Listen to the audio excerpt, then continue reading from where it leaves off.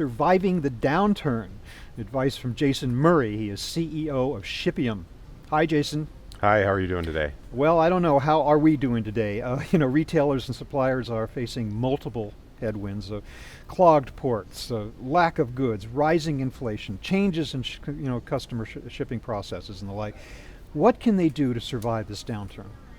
Yeah, I mean, I think the challenge or the push should be less about surviving and more about finding a way to use it to take advantage of and thrive, right? A positive view. A positive view, that. right? I think my personal experience being at Amazon in 2008 when we went through the last one of these was Amazon really used it as an opportunity to kind of change the way they think about things, right? And the first was, let's get really sharp on price while everyone else is kind of panicking. Let's focus on sharpening up our prices and kind of learn how to do that, which drove additional demand, and then people kind of perceive you as a price leader when you come out of this thing.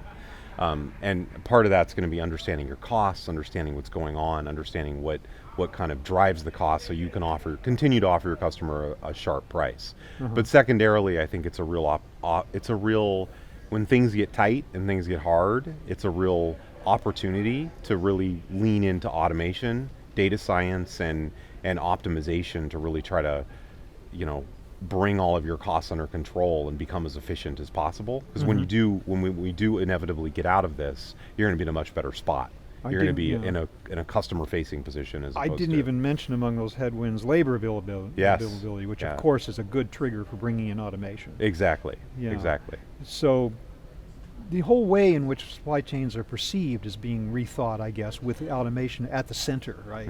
Where exactly in the supply chain is automation rising to the fore? Where does it show the most promise as a solution? I think I personally believe that the opportunities that are the most interesting are maybe a little less on the... I think when you think of automation, you think of machines doing automatic things, but there's also this aspect of automation around decisions and kind of making good decisions through your process. And automation, to me, like, that's the area that's kind of the easiest to focus on, where you've got presumably a bunch of analysts on your team. They're doing things in as fast as they can, but turning that into software that then processes this stuff in real time and makes good decisions ultimately leads to better outcomes in terms of fast shipping, cheap shipping, all the kind of things that consumers want. And so I think decision processes, forecasting, anything kind of on the data sciences of how to run these decision processes more efficiently is where your first and most your biggest opportunity is. You use the term data science. Does that also incorporate AI, artificial intelligence? Is that a necessary part of it or not? Yeah, I kind of could personally. I mean, the nomenclature is always a little tricky, but I always consider data science to be kind of inclusive of ML, AI, these even operations research to some degree, and it's always about the best tool for the job. And I think each of these disciplines kind of, they're better at certain things. ML is typically the tool that you'd use for forecasting, machine operations learning, research for optimization. But so, kind of knowing how to apply them in the right way and finding people in the different disciplines is a real important skill set and tool that you can bring. So your feeling is that the next set of crises to come along, whatever they may be, and nobody knows exactly what they may be, if these companies are then equipped with these tools that we're talking about today, you think they'll be better protected against the impact of whatever comes down the pike? Absolutely. I think the thing is, when you think about when something changes, right?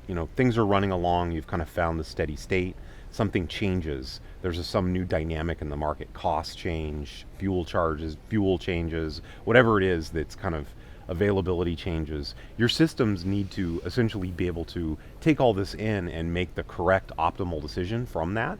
And so the only thing that's going to be able to do that in real time and keep up with it is automation and kind of these decision processes being built in a system as opposed to in a like, again, a team of analysts or something that has this really long lead time to it, and by the time they've kind of figured out what the answer is, the problem has already gone away, and so it's and a really new problem has emerged. Exactly, and so it's really important that what automations and systems give you in these decision spaces is really the ability to do this stuff real time as it's happening. Right. And that's why I think it's super critical to get there. So let's take an economic view. With inflation supposedly here to stay, as Yeah. long as anybody can, imagine, what can retailers do to remain competitive?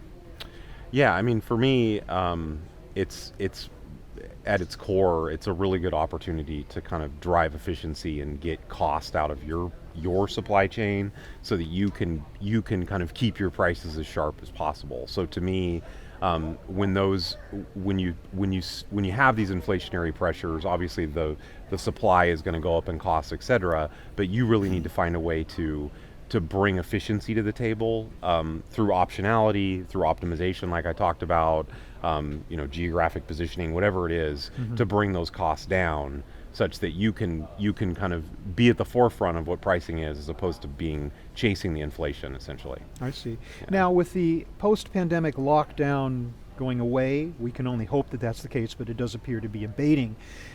Consumers are now moving back into in-store experiences, in-store shopping, and a little bit away from e-commerce, not abandoning it obviously, Yeah. but there seems to be a shift in that direction. Yeah. Will that trend continue? I think, I think there's definitely,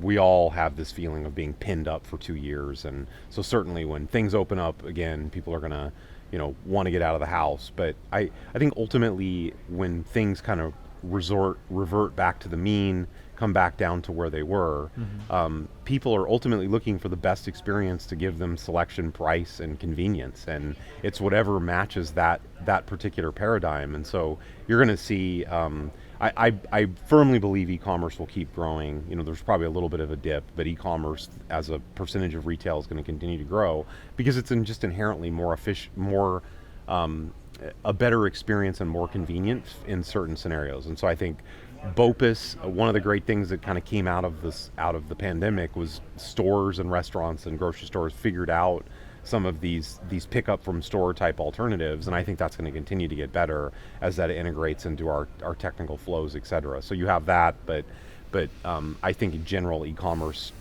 once people get used to something, they've now had a taste of it. In some of these cases, they've bought from categories in e-commerce that they hadn't bought from previously. There's no reason to believe that they're not going to continue to shift to that over time. And so all about the omni-channel. It is. Yeah. It's all about the omni-channel. It's all about what gives you the best experience. There's some scenarios where I want to be out of the house, I want to buy something from a store, but often I'm going to have access to a much larger set of selection, and my day is constructed in such a way that it's much more convenient for me to get delivered that item. And it all just kind of matches what people are doing. And I think that trend line is going to continue to push e-commerce as a more and more popular item, like it has. Well, thank you, Jason, for framing this discussion more as an opportunity than a challenge. Thank you. Really appreciate that, but I'd just like to take a moment to ask you where Shipium fits into this picture right now. What are you folks up to? Yeah, so we are a fulfillment platform for e-commerce. We're all about optimizing the outbound e-commerce processes. So how you position inventory, how you offer a delivery promise, how you route your outbound orders, and how you optimize your transportation on the back end. All those things lead, if you do a good job with those decisions, like I talked about earlier, you end up with faster shipping, cheaper shipping, and put yourself in a much better position to deal with all these pressures that are facing all of us as retailers and operators today. So again, Jason, thank you so much for your advice on surviving and thriving in the downturn. Really appreciate your time. Thank you. Appreciate it. Nice to talk to you. I've been speaking with Jason Murray of Shipium. Thank you very much for watching.